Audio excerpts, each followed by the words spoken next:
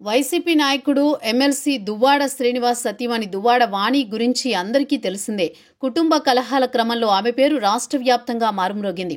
మాధురి అనే మహిళతో దువ్వాడ రిలేషన్ పెట్టుకున్న క్రమంలో వాణి మీడియా ముందుకొచ్చారు. ఈ క్రమంలోనే ఆమె గత ఎన్నికల్లో టెక్కల నుంచి కూడా పోటీ చేయించేందుకు వైసీపీ ప్రయత్నాలు చేసింది. తాజాగా వీరి కుటుంబ సంగతులు ఎలా ఉన్నా తాజాగా వాణి రాజకీయంగా దూకుడు పెంచారు. టెక్కలి జిల్లా పరిషత్ సభ్యులైన దువ్వాడ వాణి వ్యక్తిగతంగా అదేవిధంగా వైసీపీ పరంగా కూడా దూకుడు పెంచారు. తాజాగా ఆమె సంచలన వ్యాఖ్యలు చేశారు.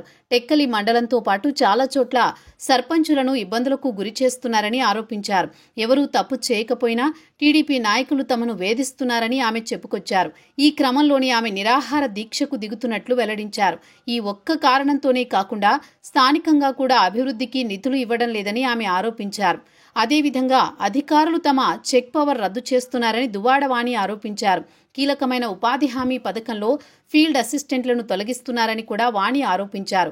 రాజకీయ ఒత్తిళ్లతో తమపై అధికారులు పెత్తనం చేస్తున్నారని ఆరోపించిన వాణి తాను నిరాహార దీక్షకు దిగుతున్నట్లు పేర్కొన్నారు. దీనిపై వైసీపీ నాయకులు కూడా ఆసక్తిగా రియాక్ట్ అయ్యారు. వాణికి మద్దతుగా తాము కూడా నిరాహార దీక్షకు దిగనున్నట్లు వెల్లడించారు. దీంతో దువ్వాడ వాణి పాలిటిక్స్ ఊపందుకున్నాయి.